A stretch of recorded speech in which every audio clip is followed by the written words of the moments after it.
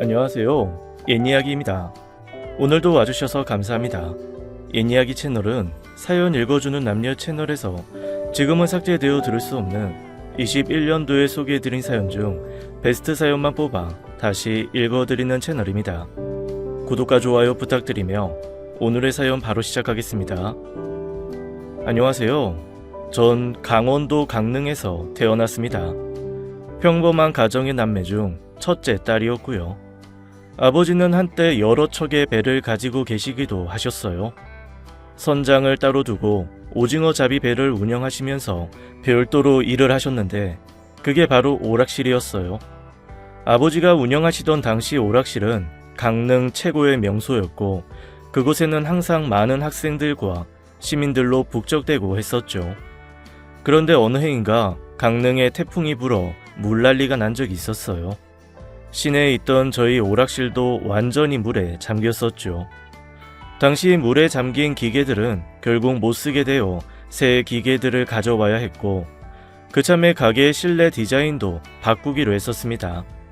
당시 오락실 벌이가 워낙 좋은 시기였기에 이왕 다시 할 거 잘해보겠다는 생각에 아버지는 강릉에서는 꽤 유명한 실내 건축 디자이너 한 분을 모셔왔었죠. 실내 건축 디자이너란 인테리어 디자이너를 뜻하는 그 시절 말이었어요. 지금이야 실내 건축 디자이너라는 말을 거의 쓰지 않지만 그때는 인테리어라는 말이 오히려 드물 때였죠. 아버지를 따라갔던 저도 그 디자이너 분을 볼 수 있었죠. 놀랍게도 젊은 여자분이었어요. 보통 건축 관련 일은 다 남자들만 하는 줄 알았는데 이렇게 젊은 여자분이 그 일을 한다는 게 너무 신기했죠. 하지만 그분이 일하는 걸 보니 여자라고 무시할 수 있는 그런 분이 아니었어요. 일단 박스에서 새로운 가게 디자인 조감도를 꺼내 보여주는데 우와, 이건 마치 헐리우드 SF 영화 속에 나오는 세트처럼 오락실을 디자인해 놓은 것이었어요. 그전 일반 사무실에 오락실 기계만 슬쩍 얹어 놓았던 것과는 완전히 다른 별세계였죠. 그게 너무 신기해서 공사하는 내내 자주 가게로 가서 공사 모습을 보고는 했어요. 그 공사를 진두지휘하시는 그분의 모습이 너무 멋있더군요. 그때 결심을 했습니다. 나도 크면 인테리어 디자이너가 되겠다고요.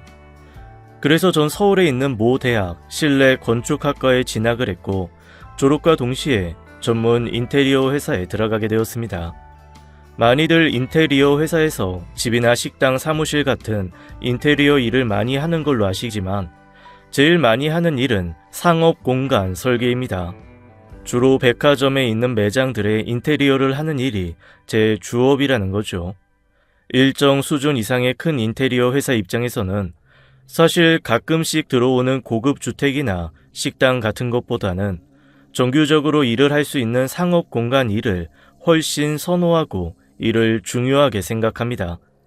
그런데 이게 아쉬움이 좀 있어요. 대개 상업 공간은 그 디자인이 각 브랜드 회사에 컨펌을 득해야 하고 거기에 맞게 일을 해야 하거든요. 독창적인 자신만의 작품을 만들기는 어렵다는 이야기예요. 제 꿈은 저만의 공간을 설계하고 시공해 작품으로 인정을 받고자 했던 거였습니다. 가끔 잡지나 TV에 나오는 그런 공간들 아시죠? 보기만 해도 감탄을 자아낼 수 있는, 한마디로 그런 공간을 맡아 일할 기회는 회사에서는 거의 없다는 겁니다. 그렇게 몇 년을 회사원으로 보내다 보니 일에만 치이고 인테리어 디자이너로서의 자존감 같은 건 바닥으로 다 떨어지더군요. 그렇게 지쳐 있을 때 한 남자를 만났어요. 한 대기업 연구원으로 일하고 있는 사람이었어요. 반듯하고 바른 사람이었죠. 처음에는 공대 출신의 아재 개그만 날리는 등 좀 답답하고 재미가 없는 사람이라 별로라 생각했는데 어딘지 기댈 수 있는 안정감이 있는 사람이었어요. 당시 회사 일에 치이고 방황하던 저를 잘 잡아줬죠. 무엇보다 제 말을 참 잘 들어줬어요. 그리고 항상 내 편에 서서 이야기를 해줬죠.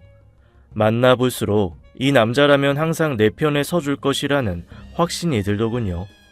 그래서 이 남자와 결혼하기로 결심했어요. 남편은 충청도 양반의 집안이었어요.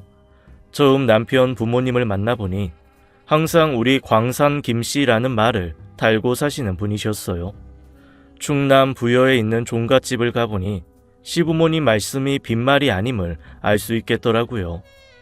이런 집에 시집 가는 게 덜컥 겁도 났지만 다행히게도 우리 남편 될 사람은 두 아들 중 차남이었어요. 이런 걸 계산하는 제가 스스로 좀 부끄럽기는 하지만 결혼은 사랑만으로 살 수 없는 거잖아요. 당신 집안 내력 굉장한 건 알겠는데 나 그런 격식 챙기며 살지 못한다. 걱정 마. 아버지도 말씀만 저러시는 거지 별거 없어. 이야기를 들어보니 철마다 지내는 제사에도 특별하게 아들들을 부르거나 하지도 않고 간소하게 지내신다고 하더라고요. 아무튼 남편 말을 믿고 결혼을 하기로 했죠. 남편 말만큼은 아니지만 처음 생각한 것보다는 제사 같은 집안일이 많지는 않았어요. 물론 중요한 제사나 명절에는 부여 본가로 내려가야 했지만 그때마다 시어머니는 며느리들의 도움을 거절했어요. 미리와 전이라도 부쳐라, 고기라도 재라 같은 말을 일절하지 않으셨죠. 절대 미리 올 것 없다. 음식 다 준비했으니 이 고기니 뭐니 사오지도 마라. 저한테만 그런 게 아니라 큰 며느리에게 모두 그렇게 말하셨죠. 사실 시아버님은 조금 불만이긴 하셨던 것 같아요. 아니 며느리들이 왜 와서 시애미 안 돕는데? 나도요. 이 다들 맞벌이 하느라 힘든데 뭐하러 부릅니까? 내가 하면 되지. 아무튼 며느리가 제사 때문에 힘든 건 자기 대에서 끝이라는 신념으로 우리 며느리들에게 일을 안 시키셨죠. 그 바람에 말이 종갓집 며느리지 참 편하게 지냈죠. 명절 때 내려가면 시어머님이 해주시는 맛난 음식과 술을 마시고 그저 설거지 정도 도와주면 되는 거였으니까요. 시어머니의 음식 솜씨는 대단하셨어요. 어머님은 어쩜 그렇게 음식 솜씨가 좋으세요? 라고 물으면 내 솜씨가 아니라 우리 집안 솜씨지. 음식의 맛은 그 기본이 장에서 나오죠. 종갓집들은 다 그 집마다 장을 담는 비법들이 있어요. 그걸 큰 며느리셨던 시어머니가 물려받으신 거죠. 장뿐이 아니었어요. 시어머님은 제사상에 올라오는 술도 직접 담그셨어요. 가문 대대로 내려오는 비법으로요. 순쌀로 담은 약주는 우리가 일반적으로 알고 있는 청아나 백화수복 같은 술과는 비교도 되지 않게 깊은 맛을 냈습니다. 술을 잘하지는 못하지만 제가 보기에 시어머님의 술은 정말 남달랐어요. 그래서 술 담그는 법을 좀 배워볼까도 생각했는데 어머님이 말리셨죠. 그거 너무 힘들다. 너 다 애 키우면 그때나 한번 생각해보자. 라고 하며 저를 오히려 말리셨어요. 쌀만으로 만드는 전통술이 흥미로워 어떻게든 배우고 싶었지만 그때 저도 아이를 임신하다 보니 기회를 놓쳤죠. 그렇게 세월은 빠르게 흘러갔어요. 이제 그때 태어난 제 첫아이가 초등학생이 되었을 때였어요. 우리 시댁 집안에도 많은 변화가 있었죠. 시댁이 보유한 땅이 부여시 안으로 편입이 되면서 값이 많이 뛰었던 거죠. 땅값이 뛰자 그동안 의좋게 지내던 남편과 시아주버님의 관계가 금가기 시작하더군요.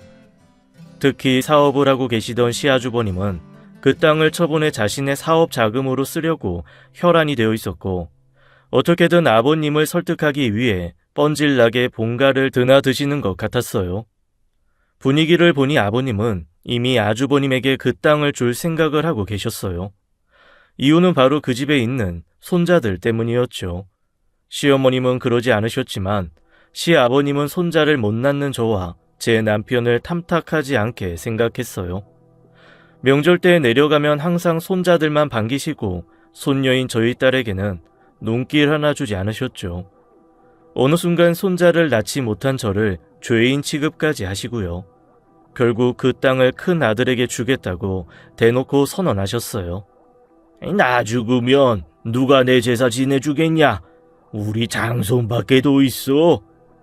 이런 말을 하시면서요. 시어머니는 그러면 안 된다고 반대하셨지만 이번 시아버님의 고집만은 꺾지를 못하셨어요. 이런 와중에도 제 남편은 독야 청청하기만 했어요.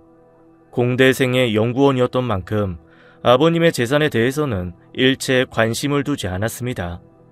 적은 재산도 아니기에 저도 말을 했어요. 당신은 왜 가만히 있어? 당신도 아들이니까 권리 있잖아. 가서 말씀드려. 그거 없으면 우리가 못 살아. 형님 요새 사업 힘들어. 그 땅 우리보다 훨씬 필요하다고. 그냥 이렇게 말을 하고 마는 거예요. 제 속은 부글부글 끓었지만 본인이 그러니 어쩌겠어요. 결국 그 땅은 큰 아주버님의 사업 자금으로 들어가고 말았죠. 그리고 나서 얼마 후 시 부모님은 시골 종갓집을 비우시고 시 아주버님 댁으로 들어가셨어요. 작지 않은 돈을 미리 물려주신 셈이니 그 정도는 해드리는 게 당연한 거겠죠. 그런데 거기까지는 괜찮은데 형님의 이 말은 서운하더군요. 어머님 아버님 우리가 모시니 두 분 생활비는 보태야지 라면서 노골적으로 돈을 요구하시는 거예요. 그것뿐이 아니었어요. 명절과 제사 때면 그때 필요한 비용을 정확히 2분의 1로 정해 요구를 했죠. 그 큰 땅을 다 가져가시고서는 너무 하시는 거 아니냐는 말이 진짜 목구멍까지 나왔지만 차마 하지는 못하겠더군요. 그냥 이렇게 돌려 말했어요. 요새 저희가 좀 어려워요. 집 산 거 대출금도 갚아야 하고. 우리도 힘들어. 우리 남편 사업 잘 되는 줄 알지? 그거 다 허당이야. 라고 말하며 앓는 소리를 하더군요. 하지만 그렇게 앓는 사람이 모피 코트를 입고는 최고급 승용차에 오르는 건 또 무슨 조화인가요? 정말 마음 같아서는 확 받아버리고 싶었지만 절 항상 아껴주시는 시어머니를 생각하며 참았습니다. 시어머니는 아버님이 그 땅을 몽땅 큰 아들에게 준 것에 대해 저에게 매우 미안해 하셨어요. 미안하다 며느라. 내가 아무리 얘기를 해도 그이가 요지부동이다. 내 반드시 시골집만큼은 너희한테 물려주마. 사실 이미 가져간 땅에 비하면 시골에 있는 집값이 얼마 되지도 않겠지만 어떻게든 저희에게도 뭔가를 주고 싶어하는 시어머님의 말씀이 너무 감사하더군요. 그래, 어머님 생각해서라도 내가 그 생활비 드리고 만다. 라고 결심을 했고 남편의 용돈과 생활비를 줄여 시부모님의 생활비를 매월 드리기 시작했어요. 그런데 이 생활비가 과연 제대로 시부모님께 갔나 했더니 또 그게 아닌 거예요. 어느 날 남편이 월급을 내놓는데 돈이 비더라고요. 그것도 50만 원씩이나요. 그래서 따져 물었죠. 여보, 왜 월급이 비는 거야? 아이, 그게 아버지랑 어머니 용돈 드렸어. 뭐? 우리가 월 100만 원씩 벌써 드리고 있잖아. 그건 생활비로 드린 거잖아. 형이 아버지께 드린 용돈은 겨우 50이야. 두 분 좀 여행도 다니고 외식도 해야 할 거 아니야. 그거 다 감안해서 100 드린 거야. 생활비 용돈 포함 달 200. 그거 반 100 드린 거야.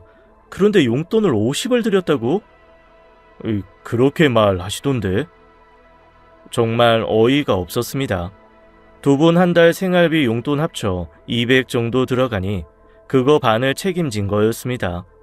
그냥 넘어갈 문제가 아닌 것 같아 형님을 찾아뵈었어요. 아니 왜 용돈을 50만 드린 거예요? 약속하고 틀리게. 일부러 그런 게 아니야. 두 분 생활비 생각보다 너무 많이 들어. 그것뿐이야. 얼마 전에 어머니 이빨 임플란트 하셨어. 4개나. 그렇게 갑자기 써야 될 비용이 계속 들어간다고. 다음 달에는 그렇지 않아도 다시 100 드리려고 했어. 다 핑계입니다. 시부모님은 실손 보험을 따로 가입해 두셔서 들어간 비용은 다 돌려받을 수 있었어요. 하지만 거기까지 말하면 감정 싸움까지 번질 것 같아 참고 그냥 나왔습니다. 그러다 퇴근하는 시 아주버님이 차에서 내리는 걸 보았어요. 매일 사업 힘들다 하시면서도 또 차를 바꾸셨더군요. 그것도 최고급 독일 세단으로요. 결국 전 시 아주버님 댁에서 못한 화풀이를 남편에게 하고 말았습니다. 왜 우리를 호구로 하시냐고. 뻔히 보험 들은 거 알고 있는데 임플란트 비용 때문에 용돈 다 못 드렸다고 뻔뻔히 말하고. 그렇게 힘든 사람이 차는 어떻게 바꾼대? 아이, 그걸 왜 나한테 따져? 그럼 누구한테 따져? 이게 다 당신 일, 무시해서 생긴 일인데 처음 땅 문제 때부터 호락호락 들어주지 않고 할 말 했으면 지금처럼 형님네가 자기를 대할 것 같아? 뭐? 당신 지금 그때 내가 땅 안 받았다고 이러는 거야? 어떻게 여자가 돈을 그렇게 밝혀? 내가 돈을 밝혀? 당신 말 다 했어? 결혼 10년 넘도록 크게 싸움 한 번 안 하고 살아온 저희가 시부모님 용돈 문제로 크게 다퉜던 겁니다. 물론 남편이 먼저 사과를 해 일단락됐지만 형님네는 시부모님과 관련한 돈을 걸핏하면 요구해댔고 전 그분들과 또 우리 남편과 싸우기 싫어 달라는 대로 해줬어요. 봉합되지 않은 아슬아슬한 관계가 지속되던 어느 날 시아버님이 돌아가시고 말았죠. 80이 넘은 노안이셨습니다. 크게 따로 아픈 적은 없으셨지만 지병인 당뇨 기운이 심해지면서 폐렴이 왔는데 노인들에게는 폐렴이 치명적인 경우가 많더군요. 가족들의 슬픔 속에 시아버님을 선산에 안치하자마자 문제가 또 생기더군요. 아버님의 유산 문제였어요. 사실 아버님 유산 중 가장 큰 부분이던 땅을 이미 처분했기에 남은 유산은 많지 않았어요. 오래전 들어두신 예금과 보험금, 그리고 시골에 있는 집 정도였죠. 근데 이 돈에도 시아주버님 내외가 욕심을 내기 시작했어요. 저희가 예금과 보험금은 어머님께 드리고 여생을 편하게 사시도록 하자고 말씀드렸지만 자기들이 그동안 어머님을 돌봐왔으니 그 돈은 자기들이 가져야겠다고 나선 거죠. 이번에는 남편도 화를 내더군요. 자기 몫은 한 푼 받을 생각 없지만 왜 어머님이 법적으로 정당히 받을 돈까지 건드리려 하냐며 자기 형에게 호통을 쳤어요. 그동안의 행실로 봐서 시아주버님 내외가 그 돈을 가져다 어머니를 위해 쓸 리가 없다는 걸 확신했기 때문이죠. 하지만 그래도 법정까지 가지는 않았습니다. 법정 싸움을 벌일 만큼 큰 돈이 있는 것도 아니고 친척들 보기 부끄럽기도 해서 적당한 선에서 타협을 했죠. 그래서 시아주버님이 예금을, 보험금은 어머님이, 그리고 어머님이 공언하신 대로 시골집은 저희가 상속을 받기로 했어요. 어머님은 계속 큰댁이 모시는 걸로 했고요. 그런데 그렇게 하기로 하고 불과 1년도 안 돼요. 형님이 절 보자고 하더군요. 또 무슨 말을 하려는지 벌써 걱정이 됐어요. 어머님 모시는데 필요한 돈 문제를 얘기할 게 뻔하다고 생각했죠. 그런데 더 어마어마한 문제를 얘기하더라고요. 나 이혼해야 될 것 같아. 앞으로 어머님, 동생이 맡아야 될 거야. 시아주버님과 경제적인 문제로 자주 다툰다는 소리는 들었지만 그 일로 이혼까지 생각하고 있을 줄은 상상도 못했습니다. 우리 남편 사업 어려워. 몰랐지? 그것 때문에 우리 친척 돈까지 다 끌어다 썼어. 이대로 살았다가는 다 죽어. 그래서 갈라서기로 했어. 아이들은 내가 어떻게든 키우겠지만 어머니까지 돌볼 순 없잖아. 아니, 남편이 어렵다는 이유만으로 이혼을 한다는 게 이해가 가지 않더군요. 정말 그 문제만이냐고 물었지만 더 이상 할 말이 없다며 형님은 자리를 떴습니다. 원래부터 자기 할 말만 하면 다 끝인 사람이지만 이번에는 정말 너무하다는 생각이 들더군요. 물론 힘든 상황이 된다면 당연히 저도 시어머니를 모셔야 되겠죠. 하지만 이렇게 일방적인 통보는 말이 안 된다고 생각했어요. 그래서 정말 무슨 이유로 이혼을 하는지 남편에게 알아보라고 했습니다. 시아주버님을 만나러 간 남편은 그날 늦게 술에 취해 돌아왔습니다. 그냥 경제 문제만은 아닌 것 같은데 자세한 건 말 안 하시고는 나한테 형으로서 부끄럽다고만 하시네.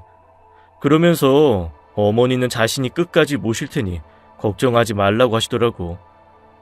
분명 경제적인 문제 말고도 뭔가가 있는 게 분명했어요.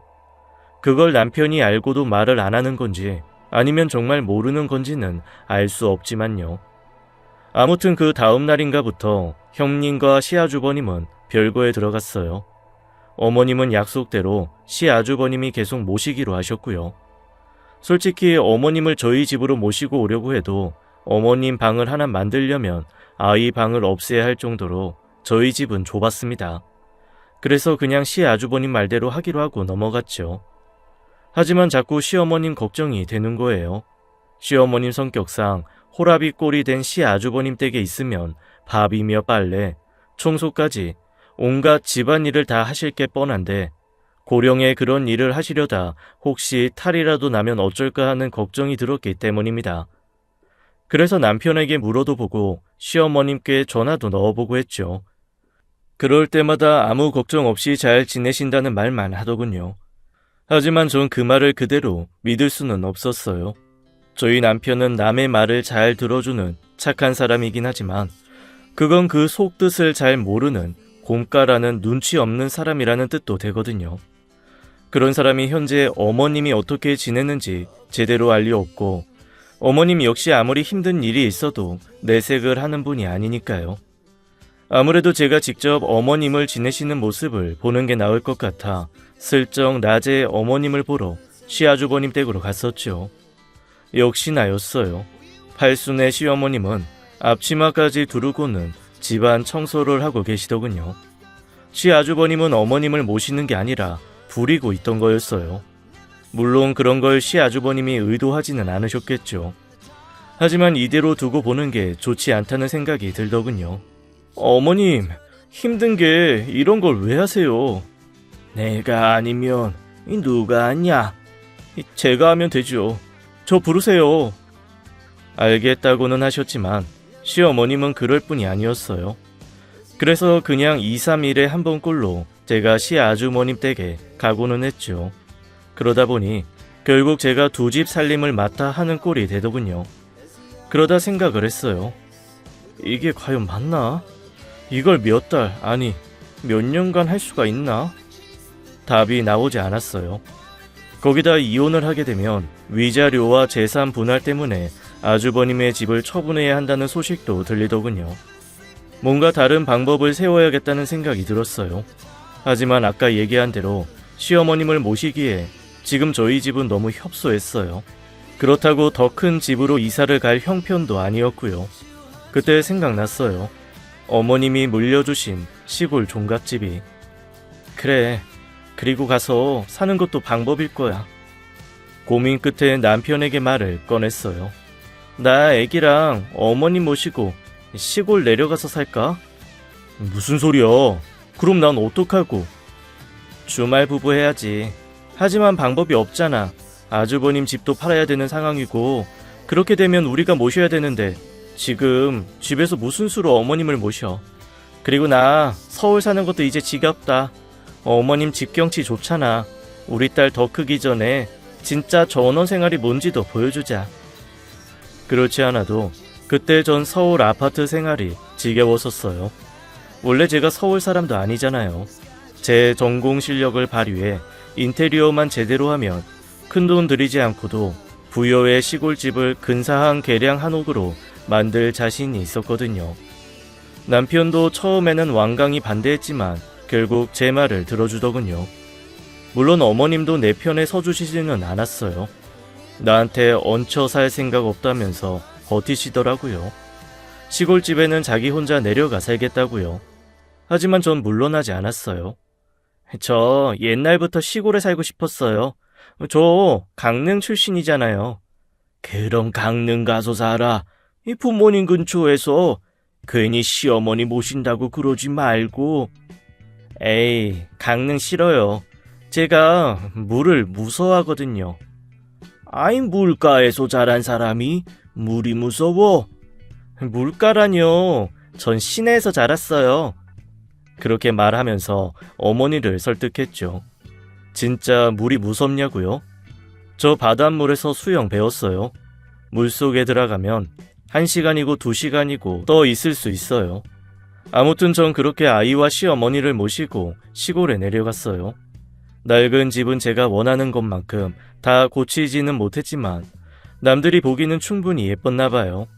집 앞에서 빨래를 널다 보면 밖에서 저희 집을 핸드폰 카메라에 담는 사람들이 자주 보이는 걸 보면요. 80이 넘으셨지만 시어머님은 여전히 총명하고 부지런하셨어요. 내려온 첫 가을 김치를 담그시더라고요. 워낙 김치나 장을 잘 담그시는 분이니 이 기회에 제대로 배우기로 했죠. 예전 같으면 자기가 혼자 할 테니 빠져 있으라고 하실 어머니가 김치 담그는 법을 자세히 알려주시더군요. 잘 배워도 가르쳐 줄 수 있는 날도 많이 남지 않은 것 같으니. 시어머니의 그 말이 왜 그렇게 울컥하는지. 왜 그런 말씀하세요? 이렇게 정정하시면서. 정정해도 언제 갈지 모르는 게 인생이요. 네 시애비 봐라. 그리 말하는 시어머니의 뜻을 알기에 정말 열심히 김치 담그는 법을 배웠습니다. 고추장과 된장 담그는 법도 마찬가지고요. 그리고 대망의 광산 김씨 집안에 가양주 담는 법을 배우기 시작했어요. 술을 담는 원료는 여러 가지가 있어요. 볼이나 메가로 담는 술은 맥주가 되는 거고, 포도로 술을 담그면 포도주가 되는 거죠. 우리의 전통 술을 쌀로 빚어요. 쌀을 발효시켜 거르지 않고 탁하게 먹으면 탁주라고도 불리는 막걸리가 되고, 그걸 맑게 거르면 바로 약주가 되죠.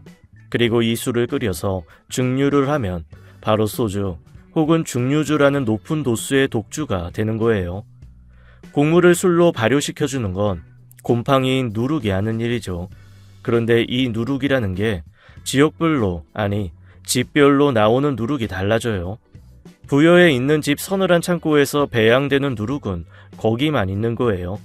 그 누룩을 서울로 가져가 술을 빚어도 그 맛이 안 나와요.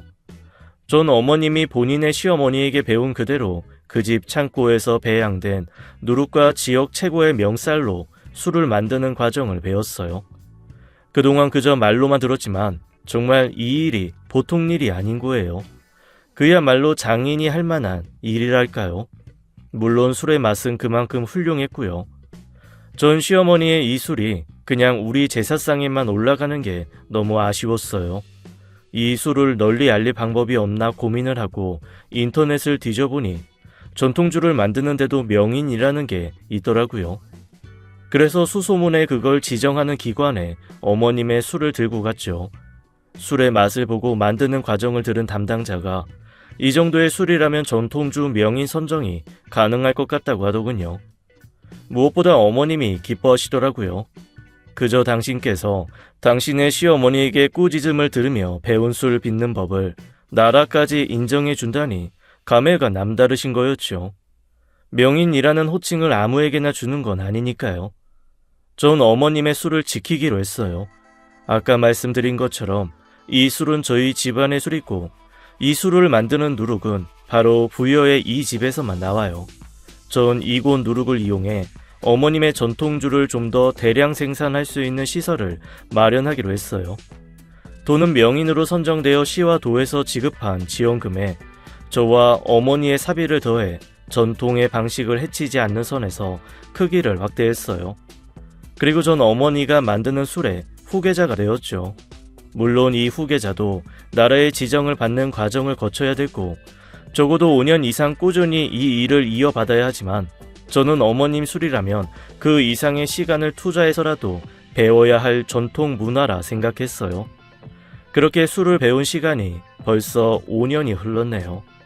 처음 어쩔 수 없이 어머님을 모시려고 시골에 내려온 거였는데, 그것 때문에 오랫동안 손 놓고 있던 인테리어도 다시 해 그 집이 잡지에 오르고, 어머니의 술은 전통주로 지정되고 시어머니 본인은 전통주 명인까지 되셨네요. 물론 그 후계자는 저희고요. 마침내 얼마 전에 명인 계승자로 정식 지정을 받았거든요. 저는 제가 술을 담그며 살 줄은 상상도 못했어요. 하지만 운명처럼 시어머니와의 인연을 통해 제 일이 되었죠. 그리고 전 뒤늦게 시작한 이 일이 너무 좋습니다. 어머님의 전통주 계승만 하는 게 아니라 그 술을 바탕으로 새로 다양한 술도 만들고 있어요. 그리고 그 술을 전국 각각으로 주문 판매되고 있죠. 최근에는 전통주 교육 클래스를 열었는데, 저희 술을 직접 빚고 배워보고 싶은 사람들이 주말이면 저희 집을 가득 메웁니다. 물론 그분이 머물 공간은 제가 직접 인테리어했고, 가장 아름다운 양조장과 펜션으로 잡지에 소개되기도 했어요. 처음에는 그저 시어머니의 전통주를 알리려고 시작한 일일 뿐인데, 어느덧 여기서 나오는 수입이 남편의 월급의 몇 배가 되더군요. 시부모님의 전 재산 대부분은 시아주버님이 차지하고 저흰 그저 이 시골집 하나만 받았지만 결국 시댁의 제대로 된 유산은 다름 아닌 시어머니와 시어머니가 만드시는 술이었던 거죠. 시아주버님은 이혼 후 지금도 어렵게 살고 계세요. 가끔 남편이 용돈을 줘야 될 정도로요. 이혼한 형님은 재혼을 했다더군요. 역시 그냥 경제적인 문제가 아니었던 거죠. 남자가 생겼고 그 남자를 따라 갔던 겁니다. 뭐 경제적인 이유라고도 할 수 있었겠네요. 그 남자가 재력이 꽤 되었다니까요. 하지만 그 남자의 재력은 오래가지 못했나봐요. 재혼 후 몇 년 되지 않아 완전히 거덜이 나고 쫓기듯 해외로 도망을 갔다는 걸 보면요. 시아주버님의 두 아들은 엄마를 따라가지 않고 한국에 남았습니다. 첫 아이는 취업을 준비 중이고 둘째는 군대를 막 제대한 상황이었는데 그리 형편이 좋지는 않더군요. 그렇다고 시아주버님이 형편이 좋은 것도 아니었고요. 그래서 제가 남편에게 말했습니다. 민삭이 민영이 일로 와서 제일 도우라고 하세요. 그 말에 남편이 깜짝 놀라더군요. 시아주버님 때문에 그렇게 속상해 놓고 그 아이들을 챙기는 게 이해가 되지 않았던 거죠. 그거 다 옛날 일이잖아. 그리고 아이들이 그런 것도 아니고. 고마워 여보. 남편은 그런 제가 너무 기특하고 고마웠는지 저를 꼭 안아주더군요. 그런데 그 품이 여전히 얼마나 따뜻한지 전 정말 좋은 사람이랑 결혼한 것 같습니다. 어머님은 여전히 건강하시지만 이제 술을 직접 담그시지는 않으세요. 이제 네가 다 알아서요. 솔직히 내가 명인이 아니요. 네가 명인이지. 이거 다 우리 며느리가 만든 거다.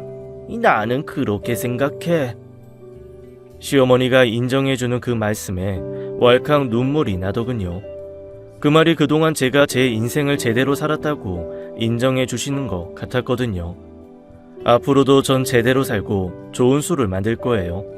그리고 제가 받은 만큼 더 베풀 거예요.